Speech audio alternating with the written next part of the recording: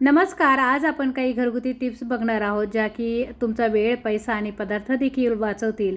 आणि ह्या घरगुती टिप्स ज्या आहेत त्या तुम्ही कधी बघितलेल्या नसतील. अशाच घरगुती टिप्स जर तुम्हाला बघायच्या असतील तर चॅनलवर जर तुम्ही नवीन असाल तर चॅनलला सबस्क्राईब करा. बेल आयकॉनचं बटन दाबा. त्याने काय होणार आहे, येणारे जे नवीन व्हिडिओ आहे ते तुम्हाला बघायला भेटतील. व्हिडिओ कुठपर्यंत पोहोचला हे देखील सांगायला अजिबात विसरू नका. बऱ्याच वेळेला काय होतं, आपल्याला खूप असा कांदा सकाळच्या वेळी धावपळीमध्ये लागत असतो. हा जो कांदा आहे हा आपल्याला कापून ठेवला तर उग्र वास येतो. अशा पद्धतीने जर कापून ठेवला तर याचा खूप असा उग्र वास येत असतो. हा कांदा तर आपल्याला बऱ्यापैकी दुसऱ्या दिवशी लागत असतो आणि स्टोअर करून ठेवायचा असतो. तर काय करायचं, याची सोपी मी पद्धत तुम्हाला सांगते.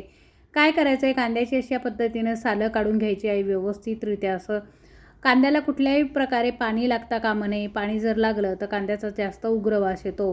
त्या स्टोअर करून ठेवायचा असेल कांदा तर त्याला पाणी लागता कामा नये, ही गोष्ट आपण लक्षात ठेवायची आहे. त्यानंतर काय घ्यायचं, अर्ध कापलेला आपल्याला लिंबू घ्यायचा आहे. या ठिकाणी अर्ध कापलेला लिंबू घेऊन आपल्याला कांद्याला व्यवस्थित असं चोळून घ्यायचं आहे, की त्यामुळे काय होणार आहे, जो उग्र वास आहे कांद्याचा तो येणार नाही आहे. फ्रीजमध्ये स्टोअर केला तर फ्रीजचाही वास येणार नाही आहे आणि उग्र वास असा फ्रीजमध्ये येतो कांदा ठेवल्यामुळे, तो देखील येणार नाही. त्यासाठी आपल्याला निंबू असं चोळून घ्यायचं आहे कांद्याला. बऱ्याच वेळेला बराच कांदा आपल्याला हवा असतो, सकाळी घाई असते. अशा घाईघाईमध्ये आपल्याला कांदा हा जरी आपण कापला तरी पसारा पण खूप होतो. ऐन वेळेला जर कांदा आपल्याला व्यवस्थितरित्या असं जर आपल्याला भेटला तर आपलं काम हे खूप सोपं होऊन जातं. आणि त्यासाठी आपल्याला काय करायचं, ह्या कांद्याला सगळ्या असं निंबू चोळून घ्यायचं आहे थोडं थोडं.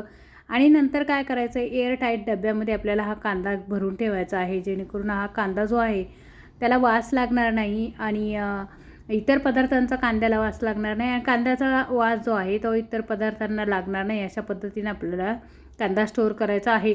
हा कांदा जो आहे तुम्ही प्लास्टिकच्या पिशवीमध्ये घालून प्लास्टिकच्या पिशवीला रबर लावून ठेवलं तरी देखील चालेल. तरी देखील कांद्याचा वास इकडे तिकडे लागणार नाही. आणि आजची ही टिप्स तुम्हाला कशी वाटली मला कमेंट्स बॉक्समध्ये नक्की सांगा.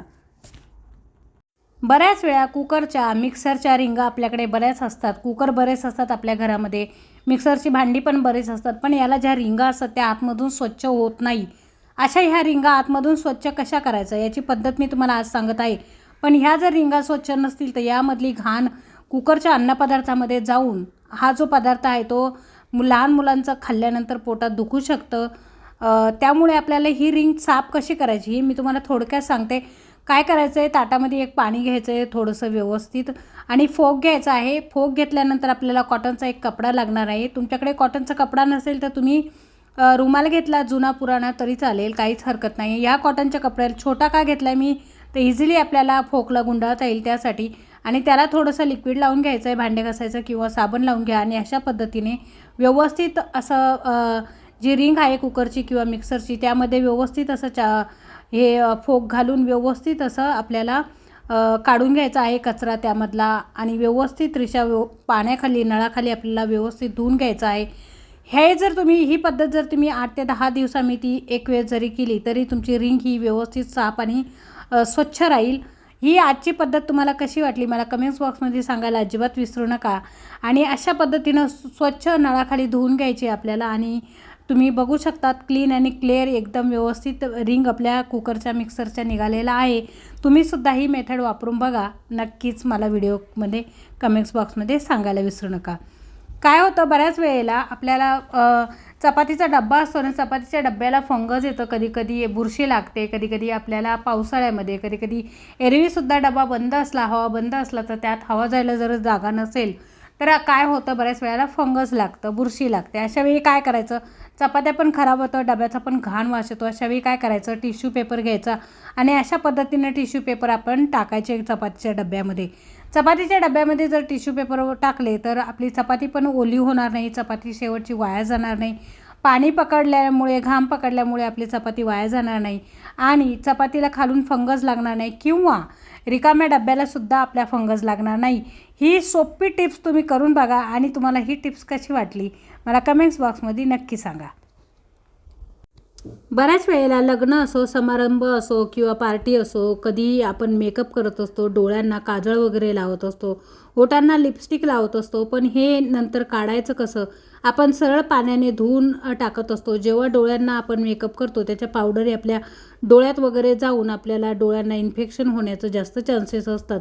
त्यासाठी ही सोपी पद्धत तुम्ही मेकअप उतरवायची वापरा. तुम्हाला नक्कीच फायदा होईल. आणि अशा पद्धतीनं जर तुम्ही मेकअप काढला तर चेहरासुद्धा तुमचा क्लीन होईल, शायनिंग येईल. काय करायचं आहे, कुठल्याही कंपनीचं तुमच्याकडे जर बॉडी लोशन असेल तर ते बॉडी लोशन घ्यायचं आहे आपल्याला. या बॉडी लोशनने काय करायचं आहे, चेहऱ्याला हे बॉडी लोशन लावून घ्यायचं आहे. चेहऱ्याला लावल्यानंतर ज्या ज्या भागावरचं आपल्याला मेकअप काढायचा आहे तिथे राऊंडमध्ये असं आपल्याला गोल सर्कलमध्ये फिरवायचं आहे. आणि हा मेकअप जो आहे तो हळूहळू हळूहळू निघणार आहे. आणि हा मेकअप जो काढायचा असेल तर तुमच्याकडे कॉटनचा कपडा किंवा टिश्यू पेपरचा वापर करा. तुम्ही बघू शकता जी लिपस्टिक आहे ती एकदम इझी पद्धतीने निघून आलेली आहे. बघू शकता तुम्ही, एकदम व्यवस्थित निघालेली आहे. काहीही तिला आणि वरतून ती त्वचा मॉइश्चराईज पण होत असते. त्यासाठी आपल्याला मेकअप उतरवण्यासाठी व्हॅसलीन बॉडी लोशन किंवा कुठल्याही कंपनीचं बॉडी लोशन तुम्ही वापरू शकता. आणि ही टिप्स तुम्हाला कशी वाटली मला नक्की सांगा. नेहमी आपण दूध बॉईल केलं तर हे दूध जे आहे ते आपल्याला खाली तळाशी लागत असतं, भांडं फार खराब होत असतो. अशा वेळेला सोपी पद्धत सांगते मी. दूध स्वच्छ फुटू नये त्यासाठी स्वच्छ पातेलं घासलेलं आपल्याला घ्यायचं आहे. त्यामध्ये खाली आपल्याला थोडंसं कपभर पाणी घालायचं आहे. त्याने काय होणार आहे, दुधाच्या खाली जो साईचा थर लागतो तो थर लागणार नाही. आणि भांडं घासण्यासाठी आपल्याला खूप जास्त वेळ लागणार नाही किंवा जास्त रगडावं लागणार नाही भांडं. पिशवी वरतून धुवून घ्यायची आहे जेणेकरून की बाहेरचे जे जीवजंतू आहे पिशवीवर राहणार नाही. अशा पद्धतीने पिशवी आपल्याला वॉश करून दुधाची बाहेरून आणलेली पिशवी आपल्याला धुवून घ्यायची आहे. त्यानंतर हे दूध जे आहे ते आपल्याला मंद आचेवर बॉईल करायचं आहे. आजचा व्हिडिओ तुम्हाला कसा वाटला हे मला कमेंट्स बॉक्समध्ये नक्की सांगा. व्हिडिओ शेवटपर्यंत बघितल्याबद्दल तुमची खूप आभारी आहे. धन्यवाद.